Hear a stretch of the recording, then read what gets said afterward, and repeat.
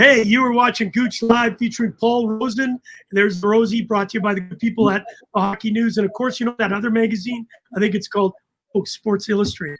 Yeah, they're pretty good. And Paramount Sports Management, what a difference. You're there and I'm not.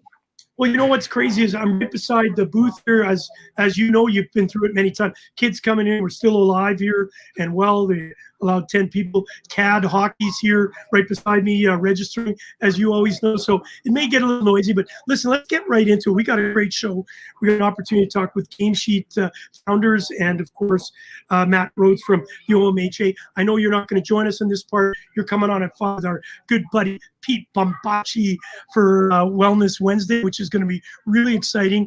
We're going to be talking about how we keeping everybody positive and focused, both mentally and physically. Absolutely. Always love talking to Pete Bombacci. You can get a good coffee at his place. Listen, really important. The World Juniors has just announced that 2 players have been tested positive. One of their staff members earlier, and then one of their coaches. Paul, is that going to affect the World Juniors, do you think? I think it has to, Gouche. It's Team Canada is there. They're isolated, and you have 2 players that have to now go through protocol. The U.S., Russia, Czech Republic, Sweden, Finland, Germany, you know the German team very well. They're not here yet, and they won't be coming until washroom situation. There you go. They're not going to be coming. Washrooms are at the back left-hand side. Right? Now you know what I had to deal with every day. People asking where the washroom is while you're on live. No, Gouche, I think it's going to be a tough situation with all the countries. They have to come in, and then they have to isolate and quarantine. I don't know. What are your thoughts? I don't know. I think it's going to be tough, as you know. But the real big question about it is that the Albertan government, health department, said, and even the Canadian, but obviously said it looked promising last week. Well, what does that mean? You got teams flying in from Germany, Russia, all over the place. I'm a little skeptical. I think there's going to be, and I just heard the NHL teams have some players that tested positive too. This is crazy. It's really unknown territory. Well, yeah, and especially the players that would normally be with their NHL clubs that are wanting to be a part of the World Juniors this year because the NHL won't start if the juniors start at that time. I think if I'm owning a team right now and I have the rights to a player, I'm not letting him in that situation, Gouche. Hey, listen, Paul, really sorry I got to let you go. You're back at 4:30. You forgot all about it. We got Tom Parisi on, one of the Ice Hockey Classic guys. So once we get done with the boys from Game Sheet, Tom's coming on, so make sure you join back up. I forgot all about that, all right? It's been one of those busy days where I've kind of double booked and forgot this guy, forgot that guy. So I'll be here. Say hi to the boys for me in the green room when we're talking. I know most of them, so have a great show, brother. You got it, buddy. All right, listen, we're bringing up Rich Berman and, of course, Mike Kensit. Hey, Kensit. You said it right. Listen, what an incredible opportunity here. Both of you were volunteers, in hockey throughout your years. You've played, you've been a father of players, and now, of course, you're part of a great organization that you both co-founded called Game Sheet. And Mike, you and I have been going back and forth and talking about things over the years, and it's great that we finally get you on, obviously on Gouche Live featuring Paul Rosen. And this show is all about finding out about what's going on in the industry. So I'd love to find out first, you two telling us about Game Sheet and how you found it. First of all, Gouche, we played hockey together at one of Andrew Jackson's Easter Seals events with Brad May. And I got to tell you, I cannot believe how intense you are as a competitor. Then I saw the video of you with the referee in Germany a few years ago. We'll just leave it at that. But oh my God, I almost got naked there. It was going to be bad. That was crazy. So anyway, Rich and I ran into you at the Hockey Hall of Fame, and we've been working away on replacing the paper score sheets for hockey for many, many years. And we've got Matt Rhoces coming on with the OMHA, one of our. We're based in Newmarket, and we just kind of grew out from there. That's an OMHA center. Yep. And I'll pass it over to Rich and let him tell you the impetus of the thought. Yeah, Rich, you don't mind. Obviously, it's a phenomenal facility. Like, I've been on site a couple times. I've just recently went on it. Crazy good. How'd you come up with the idea? Well, thanks very much, Gouche, for having us on. And The idea really started a bunch of years ago. I guess about 7.5, 8 years ago. I was coaching with Mike, our older boys team, and became the coach and convener for my younger son, who's now a minor bantam age. But at the time, he was a Timbit, and because I became the convener, I went to the conveners meeting for Newmarket Minor Hockey, and they're telling me everything I needed to do for all of the paper score sheets. When the games were done, I had to go back and put in the scores and the standings, and Newmarket kept track of the stats for best goal scorers and most goal scorers. I was like, oh my God, thank goodness. My kid's a Timbit. We don't actually play games, because I didn't want to have to spend a couple of hours on a Sunday night after spending 3 or 4 hours in the arena that day. So that was really, I was like, there's got to be a better way. I walked out to the car, and there was my older boy's iPad sitting in the car, and I just signed my name for the first time on a screen with my finger for a credit card. And that was really the idea. And the story kind of goes like this. I called Mike, and I said, hey, Mike, what do you think if we just digitize the whole thing on an iPad? You can sign, and everyone gets their copy, and teams get their copy. The league gets their referee's report. The refs sign, the coaches sign. And, that's really where the idea came from. Mike actually answered the phone that day. Usually he doesn't. But No, I don't try. but so that was really the idea. We looked around. There was some things like Sports Engine, and there's some goal lines and point streak, but no one really had an official score sheet, and that was really the idea of where we started. Well, fantastic. Listen, I know we're adding Matt Rhoces. Look at this dude. Holy God. That's awesome. The program here. Matt, how are you, buddy? I'm good. I'm glad you dug that out. That's pretty ancient. Listen, usually we get some pictures from everybody. I went on the site. I got to tell you, I tried to find great pictures of you, but don't feel bad. Look at this one. Nice. Oh, and let's get It looks like you. That's a good looking spot. Oh, Hey, that's listen, awesome. guys. I've got Really, someone I was Matt's age with hair, though. I think I need to get those. That's why we got rid of Paul, because obviously he's the only one that's actually bald. Hey, Matt, talk to us a little bit about, I read the story about Rich and Mike and how they got started. You're the director of marketing for the OMHA, so you're trying to drive easier logistics into sport, because it was very paper heavy. Now with this concept, my goodness, it must make it so much easier for you guys to be able to control not only games, but how many games a year that you're playing. Yeah, no question. So we run an entire NHL season, Friday, Saturday, and Sunday every weekend from kind of early September till middle of March. So I mean, just an enormous amount of games across 25 different representative leagues. So yeah, it's just been great in terms of on a logistical end, to be able to just improve how quickly we get that information. We've been working together for 2 or 3 years now. So we're even at the point now where we're looking at data long term and trying to figure out the best way to take that data, make our game better, make our game safer, and try to find some ways to use it where we haven't ever been able to look at that on paper. So guys, Rich, this will be for you. Data collection is so important today. Obviously, you can measure a lot of things, not only goals, penalties, but you also have the ability to maybe injuries or maybe other type of data. Was that part of the thinking when you were doing it, or were you just worried about goals assistant? And yeah, it's really been one of those things where we really were. The first thought was making the lives of the teams easier, the coach, the manager. And very quickly, we realized that the workflow is making everyone's lives easier, that the league came very quickly into the realization that suddenly there's a whole lot of things that we can start collecting and have access to that we hadn't even really thought of at the beginning.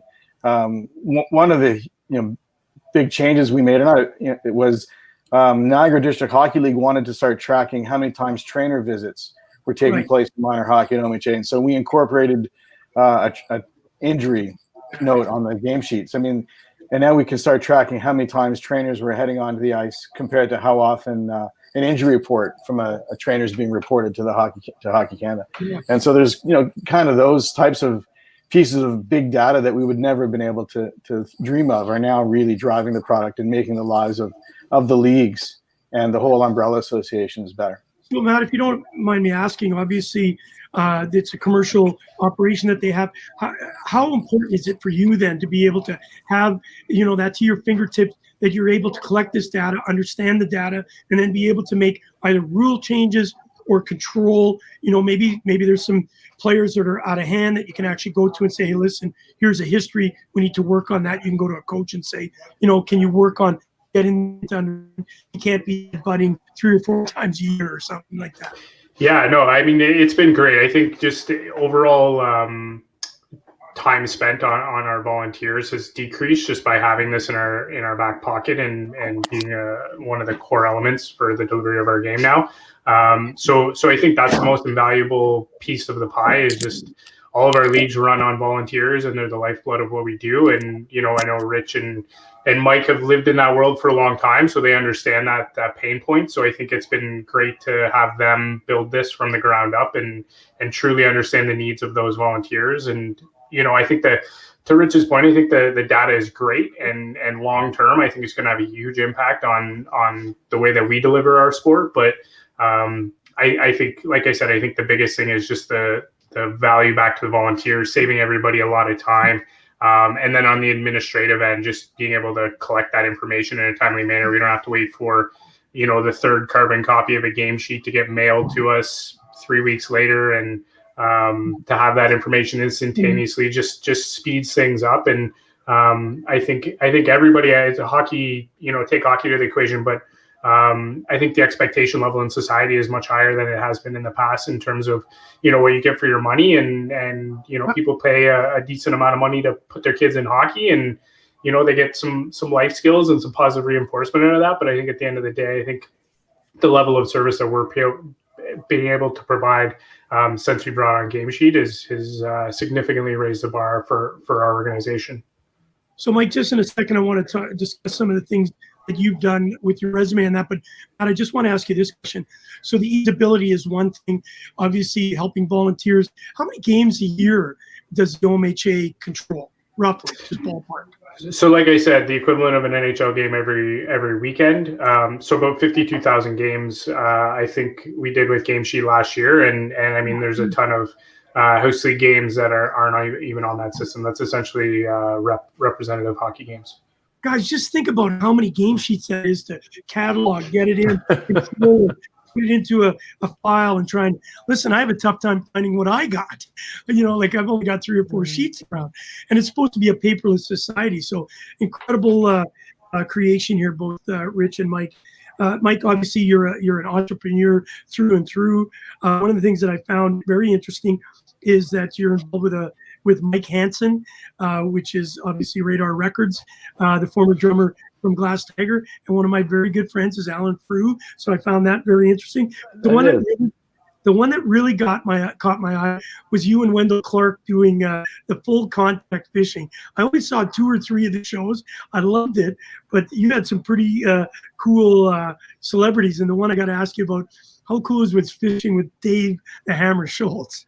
Oh my God, I can't believe you asked that question, Carrie. So my very favorite ending to any of the shows that we produced over the years was that Dave the Hammer Schultz in Bahamas. And it's, we're the last minute of the show, and we're putting along, the sun's setting on the ocean, and we asked Dave, what does he miss most about hockey? And he said, I miss just sitting there looking out over the rink and seeing 10 sets of gloves, 10 hockey sticks, couple of helmets, and there's just that calm, serene moment in hockey. I miss that the most. Yeah, listen, just like fade to black. I'm at Paramount Ice, and we've got the owner throwing pylons, because that's the type of defenseman he was when he played. Listen, it's really cool that you've come up with this invention, or this creation of Game Sheet, Mike and Rich, and obviously having partners like Matt at the OMHA working with you in that. What's the future hold as far as, is there more that can be done with this? Is there a video opportunity that may come from this, or being able to track not only games of the year or goals of the year, all that sort of stuff? Is that anything that you guys have looked at? Rich? Thanks, Mike. Rich. We've looked at a lot of different options of how where we're going to go with this. One of the big expansions we're having this year turns out to be with our live scoring version. The whole system was designed to be run offline, and so no internet needed in the score booth. But starting in a few weeks, if you've got internet connection, all of the scores and standings and goals and penalties will show up live. But it's also going to allow us to reach out to parents through a parent app with you can now follow and get push notifications when your son or daughter's team's playing, or they get a goal or a penalty or those sorts of things. And so really it's an opportunity for us to reach out to the parents and get them being able to be hooked into the game in a way they've never had before. I mean, we're always sitting in the rink with my wife, and she can be there. So I'm texting her every play, and then she'd be texting me if I couldn't make the game. And now, that's going to be able to be handled for them. So you can actually pay attention and enjoy the game instead of having your phone out the whole time. So watching COVID, obviously I'm in a rink. I'm at Paramount Ice, the doubleplex up at 407 in Dufferin. I'm right in the lobby. I'm in what's called the old skate shop, and we've got the Gouche Live studio here. And I watch the passion. Again, I played over in Europe for many years and didn't get to spend my years watching youth hockey, but now being here and watching them walk through the doors and the excitement. Matt, I want to ask you, is there anything that you can see as an advancement right now that help, the OMHA collect not only data, but also getting that or let's not call it entertainment value, but what Richard actually mentioned, how you can get more involvement from the parents when they can't be at the game? Yeah, so one of our other technical providers, a company called Sports Heads, is investing a bunch of cameras throughout the province into arenas, just so that, especially in this time, parents obviously can't be in the rink, or only one parent per kid can be in the rink. So they've invested into some cameras and streaming services. And just long term, I think that's probably the way of the future. I know growing up as a kid, both my parents working, one of them had to leave work early, and to Rich's point, can't always have both parents at the arena, and grandpa and grandma, whoever maybe live a little further away. So I think that's probably the next breakthrough in terms of how we can bring technology into the rink. But I mean, I think that's existed for a while. I just think the need in which and the opportunity is so much greater just in the current climate. Yeah. So obviously the current climate, I wanted to go there right now to you two. I'll get Mike's comment afterwards, but Rich, obviously you have boys playing. Matt, you coordinate an incredible amount of teams and players. Obviously with COVID shutting everything down, first to you, Rich, how do you control that, the anxiety and the want? Because I watch the parents here, you're not supposed to be here. All of a sudden I'm going upstairs and they've snuck in the back door and they're up in the back end trying to hide. And if we walk, they kind of go like this as if we don't see them.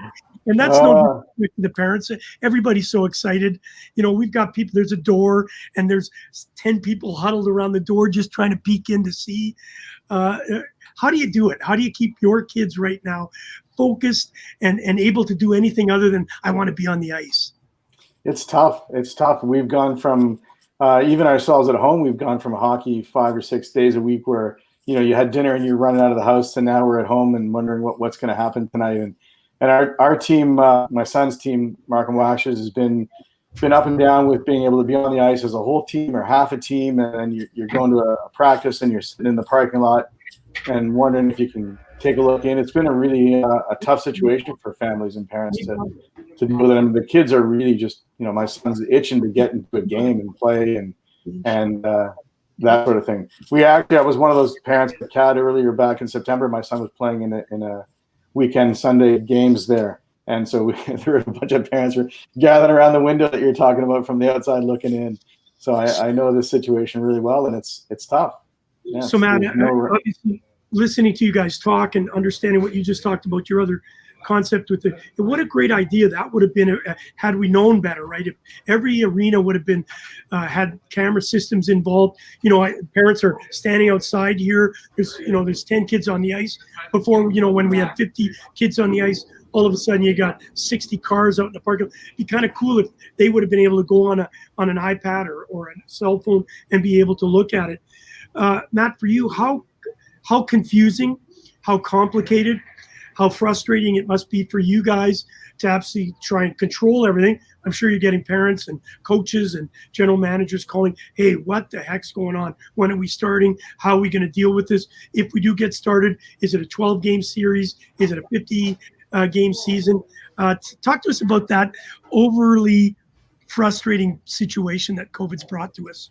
Sure. I mean, probably similar to a lot of businesses. I think there's at times mixed messaging and confusion when we're moving forward backwards into provincial protocol. But, I think our organization is trying to look at the positives in all of this. 80% of our players registered from last year to this year. So very positive in terms of the passion that people have and the willingness and the faith that they had in making sure that our organizations can provide a safe environment to play the sport.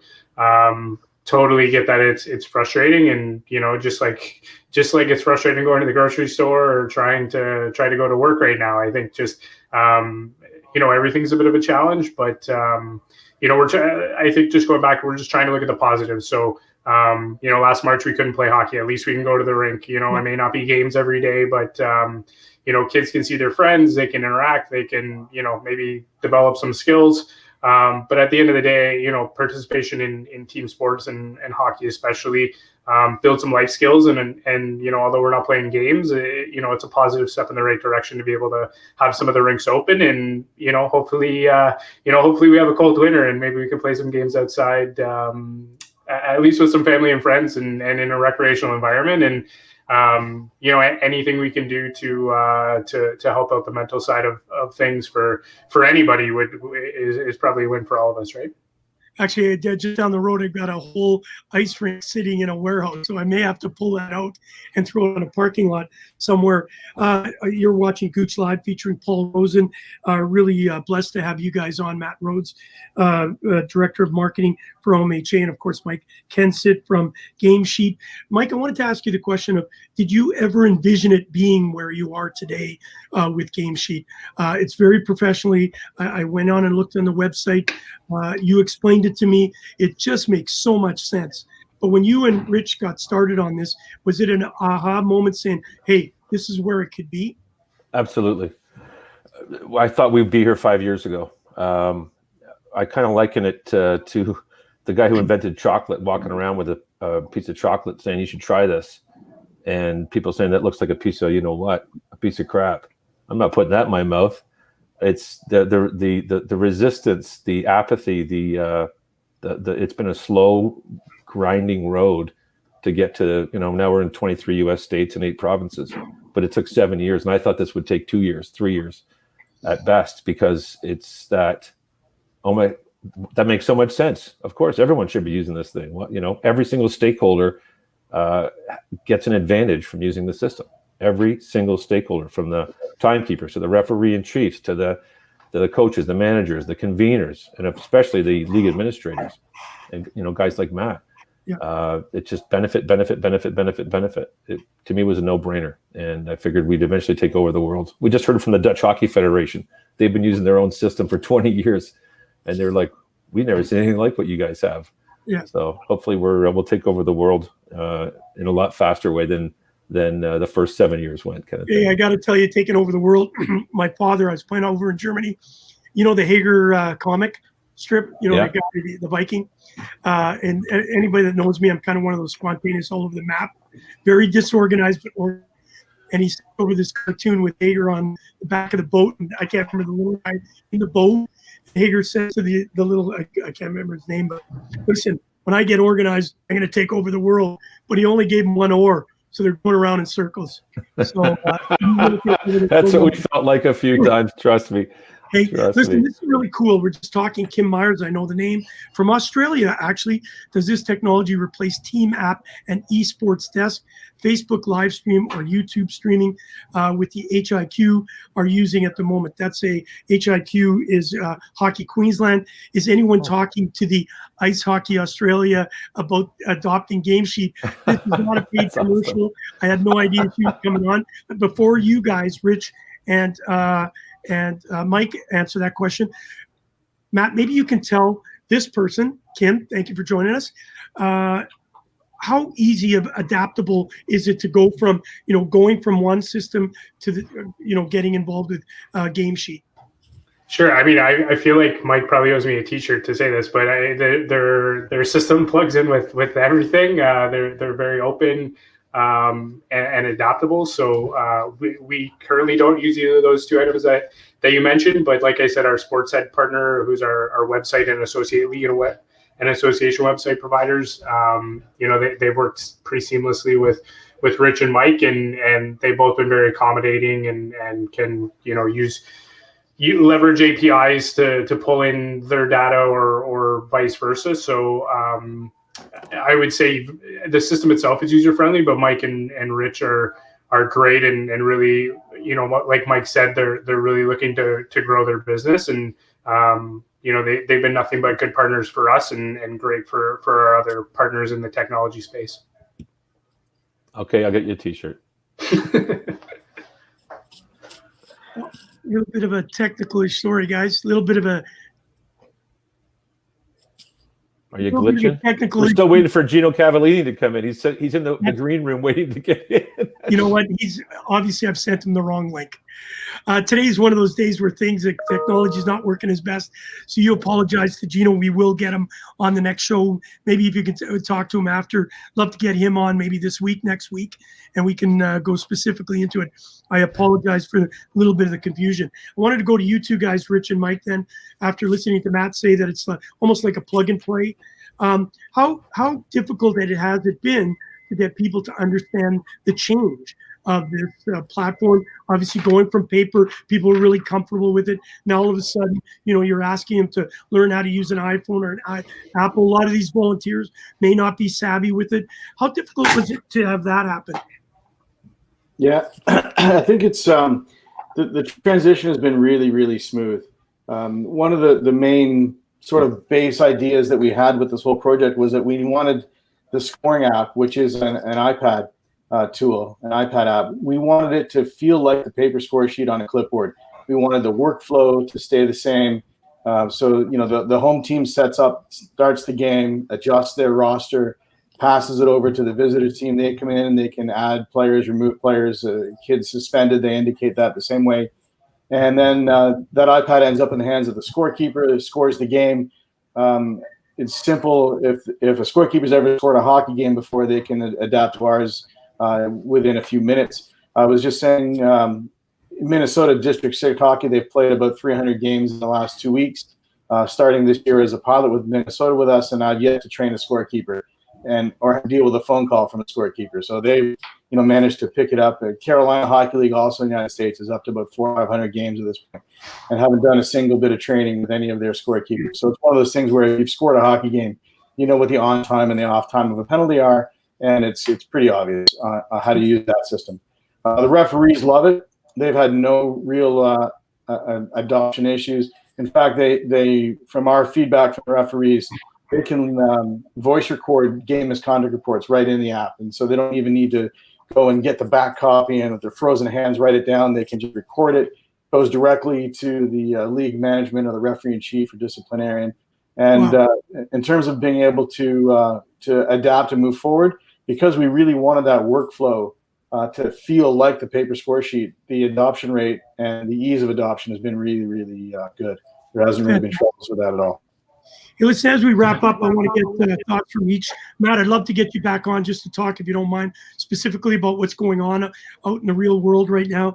What we did with Gouche Live was we wanted to get, featuring Paul Rosen, we wanted to get a perspective from everybody. And we started, as everybody does with all the NHL, started to realize, you can get that anywhere and everywhere. So we decided we wanted to get grassroots and understand, and that's why it's been great to have Mike and Rich explain to us what Game Sheet's all about. So I really look forward to getting you back on the show to talk about that maybe next week. Talk to us as we let it go, the how it's made the difference between the paper to this digital world, how easy it's made for all of you kind of to have adopted it.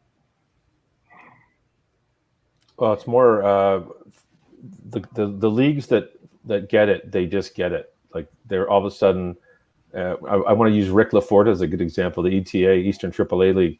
And Rick was very he just wasn't comfortable. He had his ways of doing business, and he was always dealing with suspensions and these sorts of things.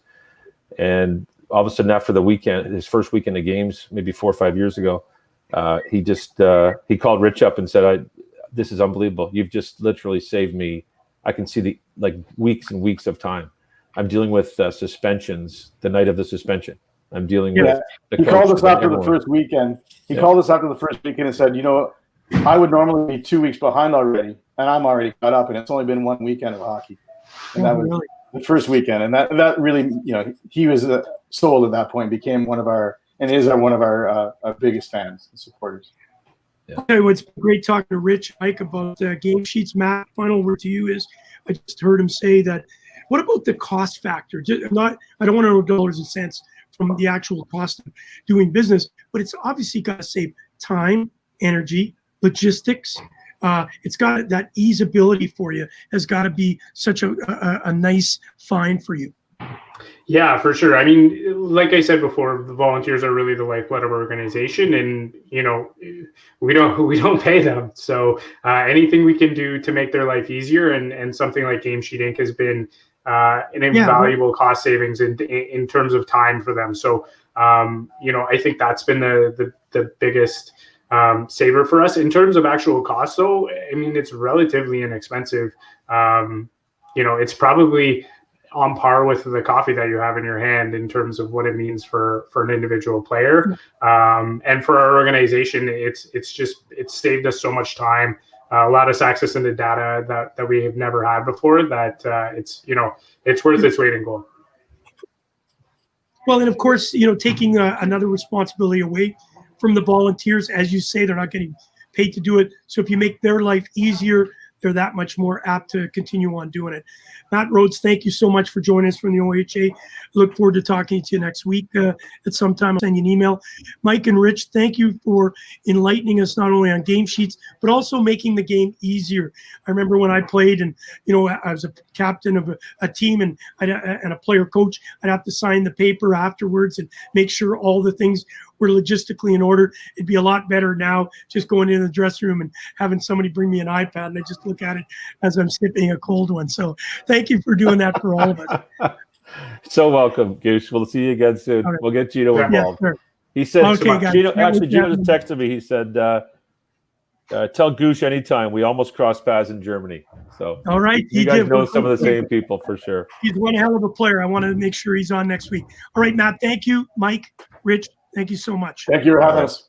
Thanks, guys. Thanks, Gouche. Hey, Mr. Rosie, sitting in the back there. Those guys are pretty sharp, eh?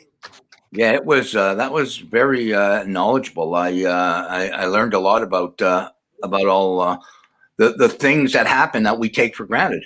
52,000 games. Could you imagine Matt pulling the hair, that beautiful hair that he's got to be? He'd look like you if he had to do it just with game sheets now.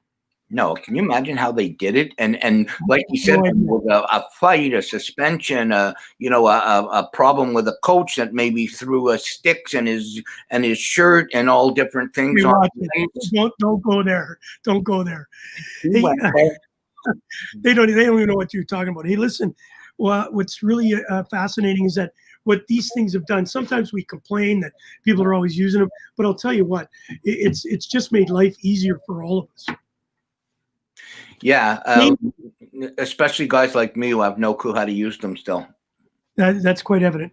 Hey, listen, Game Sheet, you got to make sure you check it out if you're an organization. I know we're talking with David Turk from Ice Hockey Australia. You know him very well. We're going to see if we can get them onto Game Sheet because it is a phenomenal platform. Listen, here's one of our favorites. He needs no introduction. There he is. Come on in. Hang on one sec. I'm not talking about you, Tom. I'm talking about our good buddy, Ron. Ron just fixed the car up, Paul. Ollie, did you drop my stuff off? I know, it's crazy. Hey, Gouche, ask Ron if he dropped the stuff off for me or forgot it. The equipment you were supposed to drop off for me. Okay, he'll take care of it tomorrow. Hey, Tommy, what's going on, kid? Sorry, it's been a while. Look at this. It's just unbelievable. He takes care of our cards, takes care of Paul. It's unbelievable. There we go. Okay, I'm out of here. Okay, Okay, then. sorry, Paulie. I'll get it for you. No problem. Take care, Ryan. It's sitting by the door. Hey, listen, it's a live show, Yeah. so you never know who's going to walk in. Right, buddy, tell you more. Yeah. Hey, Hey, listen, Tom, There. you're beautiful. Tommy, what's going on out there? God, you must be bored. No, Yeah. hockey, just sitting at home. Yeah, it's been crazy. It's I don't think any of us could really have predicted what's been happening, but ever since our season ended in South Carolina, geez, now back in March, it's been pretty quiet. But I started working last month, so in the real world and enjoying the transition so far. Although I must say, we do miss hockey here. Yeah, obviously I went back and looked at your career. We know each other personally. You've come on the Ice Hockey Classic. We'll talk about that in a few minutes. Of course, you went through college. Let's talk about how you got and fallen in love with this great game that we play. Obviously, you were born in New York, and New York's probably a really tough place to get into hockey because it's such a vast state. Tell us how you got involved in the first place. Yeah, sure. So my dad was he grew up in Queens, loved hockey, loved the Rangers, still is a diehard Rangers fan. And he basically kind of forced me into it. I don't think I had much of a choice at a young age. And, his passion definitely kind of rubbed off on me. And I think I started skating probably around 2 or 3.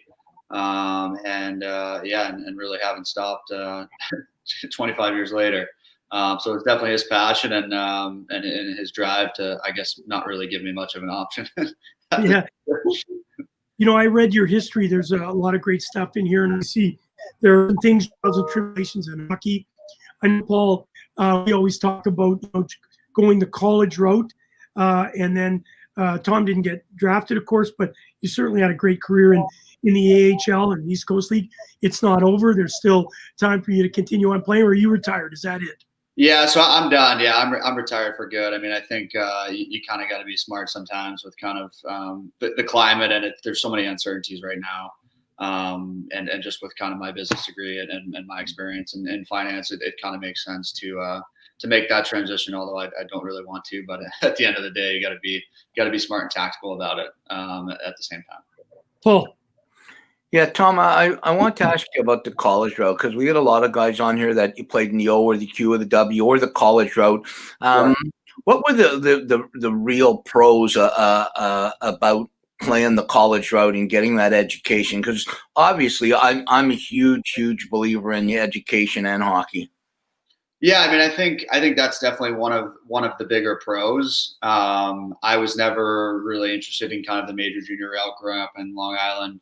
And playing juniors in the States. So it was a bit of foreign territory to me. But with that said, I think the college route really gives you kind of 2 options.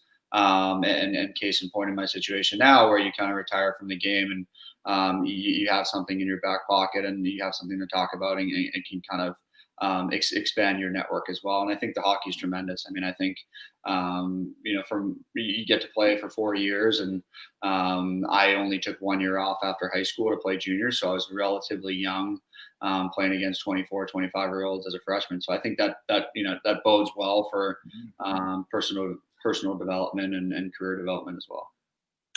So playing in the levels you played in college and like Gouche said in the A and the East Coast League, looking back on it now, retiring, it's just a crazy world right now with COVID. Is there maybe one person, I love asking this question, is there one person maybe that, really molded you to the person you are? Not so much maybe the player, but the person you are right now? Yeah, I would go back to, and that's a good question. There's so many guys that play that role and mentor role. And I mean, besides my father and family, I mean, I'd say my high school coach, Michael Coop, he was, I went to a day prep school, and he was my personal advisor, academic advisor, and also head hockey coach. And I really think those years with him and kind of the foundational instillment he had in my, not only hockey career, like you said, but, life skills and really, able to put a good head on your shoulders. Hey, listen, obviously, Tom, hockey does throw some curveballs, and I was reading, your past, and and you were with the Montreal Canadiens organization, and tell us a little bit, as much as you want to, and you can, obviously, about being with the Ice Caps. It's called the St. John's Ice Caps. There's a great picture of you with a big smile, but it wasn't as easy as that great smile. Talk to us a little bit about that and why it went the way it went. Yeah, I mean, I think your first year pro, it's always an adjustment. Credit to the Montreal Canadiens organization for giving me a 2-year NHL contract and an opportunity to really be a part of their organization. So I'm super thankful for that. Signed that contract once I graduated Providence. But with that said, I mean, I think there's your first year pro. It's hard on a personal level and just adjusting to the level of hockey as well. I mean, you're in arguably the second best league in the world. So it's a step for sure. But, with that said, would have liked it to, propel me to the NHL right then and there that year. But that's part of the development processing curve. What about the opportunity? So when you're with the Ice Caps with St. John, the opportunity of playing in a hockey crazed community in Eastern Canada, how was that? Yeah, it was different. I mean, I grew up in Long Island. I'm from New York. Went to school in Providence, Rhode Island. So I haven't really, and played juniors in New Hampshire. So never really kind of have been outside the bubble, I guess you could say, of the Northeast. So it was a really cool experience. Saw some things that I've never seen before. They have, wild moose there essentially running around like dogs at different points in time. So I've never seen that before. I don't think I ever will again. And met some really, really cool, interesting people. And I think, looking back on my career, that's one of the things that I am thankful for, is just the different cultures that I was able to take part in and people I was able to meet by living in St. John's and Montreal and Charleston, South Carolina, and obviously being from this area and now back in New York City full time. Any goaltenders? I was goalie, so I love anytime I get a chance to ask a goalie question. But any goalies that maybe were real tough to put one by that we would know? Yeah, I'd say Charlie Lindgren. He's been the backup for Price here and there the last couple of years. He was my direct roommate in St. John's and Montreal. We were direct roommates for 2 years. We played together, and yeah, he was pretty good. He's still doing really well. And I'd say John Gillies from my Providence college days as well. He was two different styles. Charlie's a little bit smaller, still 6'1" or 6'2", but John Gillies was about 6'4", 6'5", and both were absolutely brick walls. And I can give credit to Charlie for our Ice Caps year. He really kept us in a lot of games, and so he did in Laval as well. But John Gillies arguably won us a national championship too in college. So, were you there? Sorry for I didn't know. Were you there the year that winning the Calder Cup with the Ice Caps? No, I was not. No, I was there 2016, 2017. Okay. Then we've got obviously a bias to the Montreal's organization now, with Caden Primo being, I think, the future of that organization. It's obviously Carey Price is the greatest, but I think Caden Primo is going to be the man come a few years. Hey, Paul, Tom you played in Laval, didn't you? I know you didn't play with him, but you played in 2017, 2018. You were in Laval. Yeah, so 17, 18, or 16, 17, I was with St. John's, and then 17, 18, they moved us to Laval. Yeah. How was that? What's that city all about? Awesome. Yeah. I mean, I've been to Montreal 1,000 times growing up. But I mean, you're right out of downtown, tremendous fan support, tremendous arena. And just Montreal itself is really cool. I think the French culture is really interesting as well. I don't speak French, so that was definitely a challenge at certain points in times, but I probably learned all the words I couldn't say in public, but it's not the way to do it. Yeah, with that said, it was still a cool experience, and again, met some really interesting people along the way. Hey, listen, before we get into obviously you came over with us. You saw Tyler Bunce. We had him on the other day. Yeah. We'll talk about Australia in a second. I wanted to go. I saw this picture and I was thinking, hang on a sec here. You played in Bell. You were only there for a few games. You played in South Carolina Stingrays. You put up really big numbers in the East Coast League. why were you only brought up for a couple of games in Belleville? Because man, you had some unbelievable numbers in the East Coast League. Yeah, I mean, they gave me a great chance. I mean, it turns into a numbers game at the end of the day. And I mean, I think from all our experiences in pro hockey and pro sports, the pyramid gets tight. And unfortunately, there are a lot of things out of your control. So I would have loved to stay up longer. I thought it was a great year in the ECHL. Got some of that offensive flair back that I've been known for, and the opportunity to contribute on that end of the ice more. But I mean, it was a great experience. But like I said, there's a little bit of luck is a big part of the success too. At the same time. Yeah, for sure. I want to ask you a question, the culture question, real quick, because when I played for Canada, the para team, the sledge team, we started training at the very beginning, early 2000s in Montreal, and it was difficult for, I don't speak a word of French, and it was difficult for some of the guys that didn't speak French, that were kind of looked at, because we're all obviously disabled. I'm missing my leg with the sled team. Being an American playing in Laval, did you find there was maybe some fans looked a little off to you because being American, like not in a bad way or anything? Yeah. I know it was tough not being able to speak French. What was it like for you as an American? Yeah, I think it's tough. I mean, I think look, they're tremendous people. They're super nice, no doubt. But I mean, I think there are differences, right? I mean, differences in culture and and opinions and just way of life, I think. So there are definitely differences. I mean, I was always welcomed, very well into the community. I would have loved to be able to speak French and be able to ingrain myself personally more. But I think that just goes to your question of there's just two different cultures, right? And two different beliefs of doing some things and others. But I mean, I think that's just part of being an American in a different country. And I'm sure you take someone from Montreal, French speaking, into New York, it'd be the same situation, right? It's nothing personal. Just differences are there for sure. Yeah. You are watching Gouche Live featuring Paul Rosen, brought to you by the good people at the Hockey News and, of course, that magazine called Sports Illustrated. And Paramount Sports Management. We're Gouche. You are. And we are with Tom Parisi. Do I say the name right? You got it, Gouche. You got it. You know what? Paul and I are the worst with names. And if it's a Russian name, we just don't even say it. Igor. You did the first name then. Tom, let's talk a little bit about, obviously, you coming over Australia. I found a really good picture of you, breaking up the ice with the puck. And here's look at that.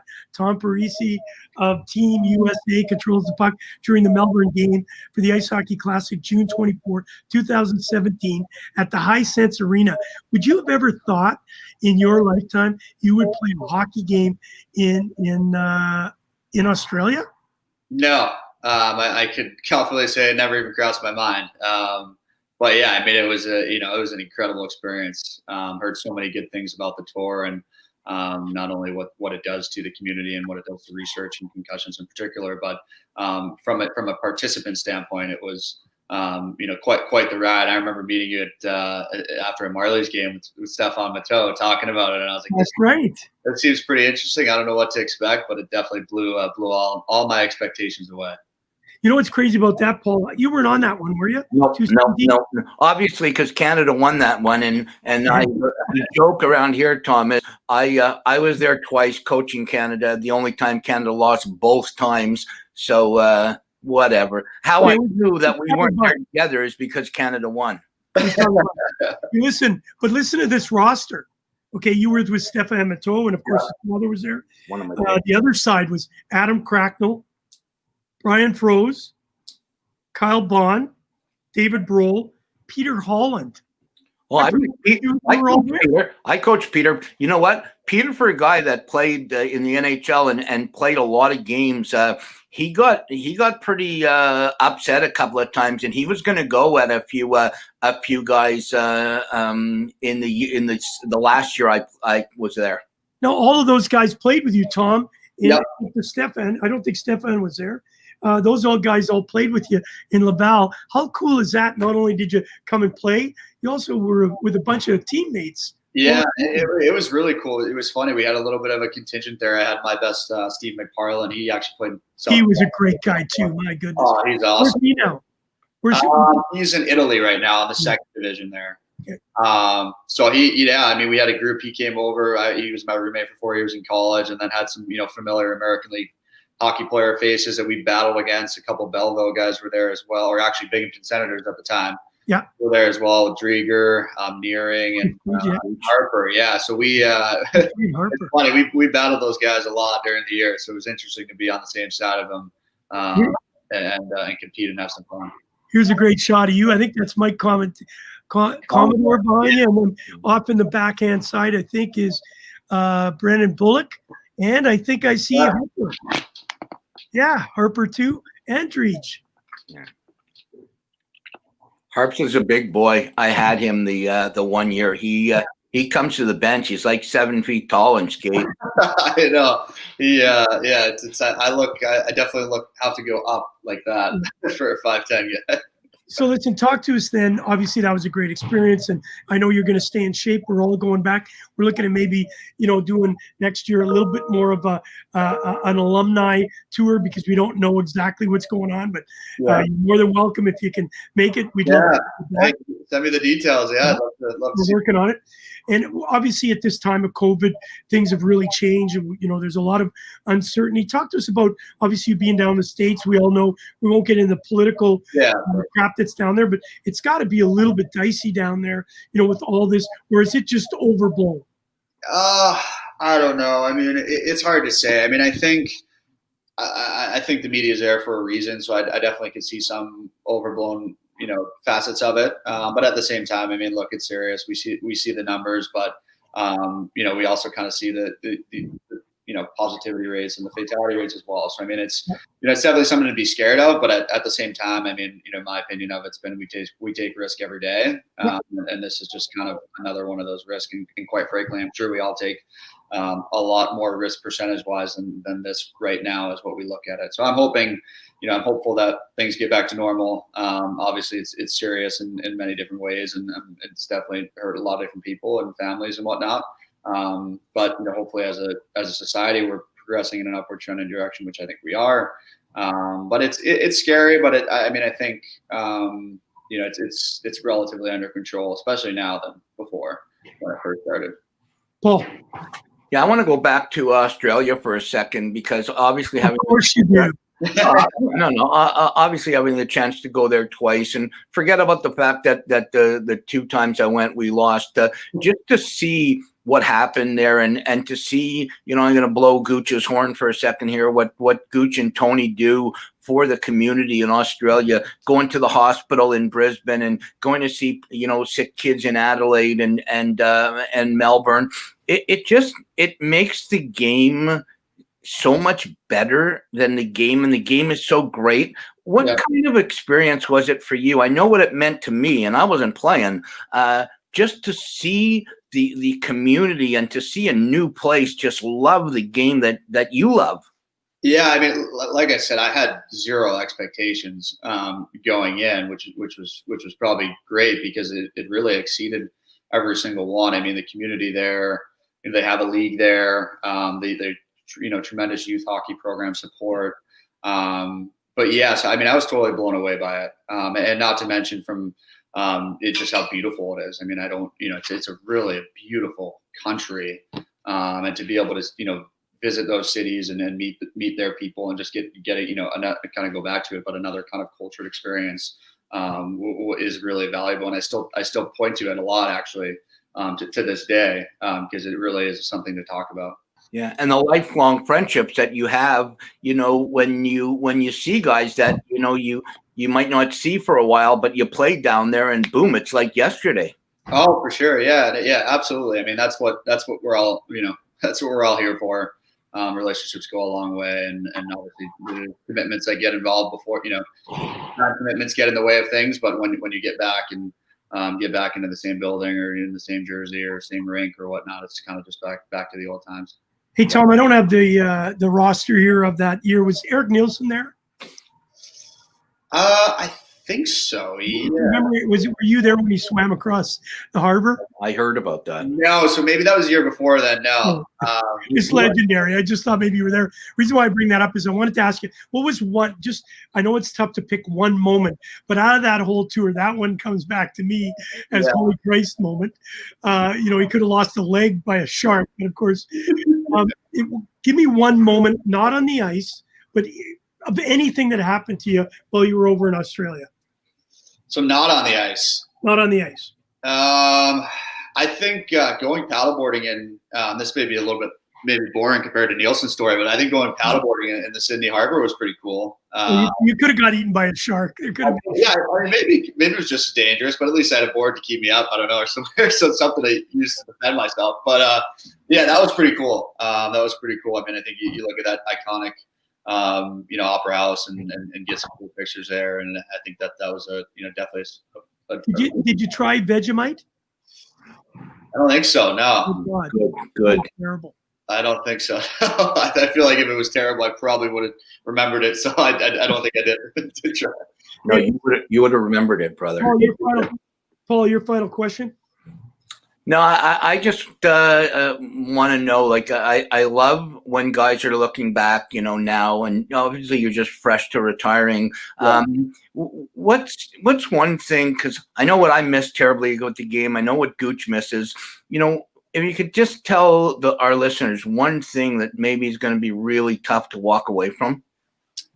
Yeah, I think it's just the camaraderie that you kind of have, and I think in every team sport you can say that, but I mean, the workplace, it's a different environment. It's a bit of a, you know, as much as, you know, culture is emphasized in workplaces, it's a bit of a, you know, it's more of a siloed mission, right, every day, and you do your job and you go home, and I'm sure, you know, there are some workplaces out there that have that, but as far as, you know, 20 guys really, you know, getting in the trenches together and formulating experiences that are memorable, I don't think it comes as often, because I think as hockey players we could always say that, you know, there's probably a moment from every day of our season that we could point to, and I just don't know, you know, I don't know think that it's as consistent, you know, in the workplace and you know, in the real world, for lack of better word. Well, I'll tell you what I don't miss the most is a bag like that, because I accidentally opened it. It's Paul's equipment. That's my bag. That has been used twice in 7 years. Something alive inside. We went on the ice. Gouche and I went on the ice. Gouche and I went on the ice last week, and he took some shots on me. And yeah, my stuff smells really brutal. Oh my God, I got to move it out of the office. Hey, listen, before we let you go, do you have a favorite NHL team? I was a Rangers guy too, growing up, but now we've had tremendous success with teammates from Providence, especially in my class. Brandon Tannen's in Pittsburgh. He's going to be a lifer there. Kevin Rooney now is with the Rangers. From the Devils, we got Noel Acciari in Florida, John Gillies in St. Louis. Yeah, I mean, we got so many guys that are playing now in the NHL. Mark Jankowski in Pittsburgh now. Oh, yeah. And even guys that I've played with in pro that, you know, are good buddies to this day. So, I mean, I think the favorite team is whichever one of my buddies is playing that night, and I can get to watch it and get, you know, they come into town and give me some tickets. That's always good too. Yeah. But yeah, I think I'm a fan of the game at this point. So as we let you go, then I just want to hear, and I know Paul's interested, we've asked this question before. Tell us what you thought of the NHL, how it played itself out this year, obviously under these uncertain times. And then, of course, do you honestly think there's going to be a season starting here in January? Yeah, I guess to go back to the first part of the question, I mean, I think they did the best they could. And I think you could translate that statement across all different industries and all different way of lives. I think, you know, everyone just did the best they could. I think it turned out to be a good product. They were able to give the Stanley Cup out, which was important to them, and it's important to the momentum of the game and traction of the game. Going forward, I mean, there's no precedent to go off of. I think you can look at what's coming to market with vaccines. You can kind of follow other sports. I know the NBA is starting December 22nd, I believe, and then obviously they're, you know, playing similar buildings, if not the same building, for a lot of NHL and NBA teams, and they're talking about bringing in fans. So I don't know what's going to happen. I mean, I think I think it's necessary. I think as a society, having pro sports in this uncertain, could be contributed to be a negative environment every day. Yeah, it is very helpful. To the positivity that we need to have and we need to get back as kind of a world. Yeah, I agree. Final point from you. No, I just think, if you want to be back to a Ranger fan, this would be the perfect time to be a Ranger fan, because this team, they are going to turn some heads in the next couple of years. Yeah. They're young and they're talented. Yeah, no, they really are. And one of my college teammates, Kevin Rooney, who I mentioned, he's one of my best friends, and he just moved in the city now too. So he was in Jersey. So now I really have a personal rooting cause to hopefully have them win a lot of games, and a lot of family room passes, I hope. All right, Tom, thank you for joining us today. I want to just say, listen, you look in great shape, stay in great shape. Yeah. Everybody's saying you're retired. You're not. You're still on the roster for the 2021 Ice Hockey Classic. We hope that we're going to get through it. Hopefully we're there. Yeah. And what I'm going to be doing is I'm going to be sending out an email to the whole alumni in the next day or so. We're trying to stop concussions afloat and keep everything momentum. We've moved into the mental health part, because as you know, Paul had some issues in his life and tried to commit suicide. He's helped us tremendously understand that we need to help people as we go along, and I'm sure you've had friends that have suffered from it. So we're still going to keep the good fight up. We're going to make sure that people know they're not alone, and I'm so honored that you're part of the Ice Hockey Classic alumni, and of course you'll be there in 2021 where we're playing live again. I'll be looking out for the email. Queenstown. All right, I'll be looking out for the email. Thanks, guys. All right, buddy. Thank you so much, Connor. Happy Thanksgiving. Take care, brother. Yeah. What a cool guy, eh? Good looking kid. Hey? Get him on. Seriously, that kid can still play. Yeah. Well, I'll tell you one thing, he's a good looking kid. All right. Those Americans, I'm telling you. It's crazy. It's what they eat. Hey, listen, I know we're getting off right now. You've been watching Gouche Live featuring Paul Rosen, brought to you by the good people of the Hockey News. And, of course, our good friends at Sports Illustrated. We got a young team walking in here right now at Paramount Sports Management. I can hear those kids. I know. Look at them. You can see them right now as they walk in, Paul.